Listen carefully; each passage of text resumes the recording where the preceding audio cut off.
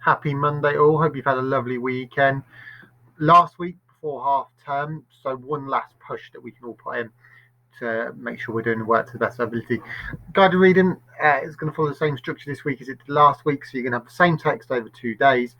On the first day, do a fluency sort of based task based on the text itself, and on the second day, answer some comprehension questions. So for today, I'm going to obviously read the text to you just to support should you need it. Obviously, I suggest you read through it yourself after before you do the task anyway, and then we'll have a look at your task and you can get on with it. So here we go. Runner beans.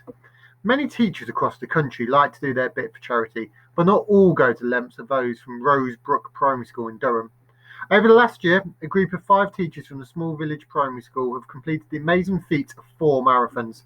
They have run the exhausting distance of 26.2 miles in London, Edinburgh, Belfast, and Liverpool. The teachers, who trained for a year before embarking on this challenge, raised a staggering £10,000 for a local charity. One of the runners, Mrs. Hills, explained the reasons for their charity choice. Many of the children in our school have been affected by flooding. Their homes have been damaged, their belongings washed away, and their lives severely disrupted, she told the daily newspaper. Therefore, we decided, as their teachers, we needed to help. So we thought we would raise money for Rescue, which is a local charity that helps those affected by severe flooding. In the lead up to the marathons, the staff and children at Rosebrook Primary hosted a variety of fundraising events at the school to help boost funds. One pupil remembers a particularly eventful day. All of our teachers had to sit in a bathtub of baked beans for half an hour each, tells Year 5 pupil Daniel. We had buckets of people to donate money. It was so much fun. The teachers hated sitting in the beans, but they liked raising money. Along with the baked bean challenge, the school held discos, coffee afternoons, and talent shows to supplement the money raised by the marathon runners. Another one of the runners, Miss Stockwell, told us that sitting in the bathtub of beans was a piece of cake compared to the marathons. She went on to explain that she found the running difficult but felt an amazing sense of achievement at each finish line. When asked if they would run a marathon again, all 5 teachers responded with a huge cheer. It would seem they have caught the running bug. Last night, a giant cheque for the £10,000 was presented to the chairman of the charity by the group of teachers at a celebration evening. We were absolutely over the moon with the money.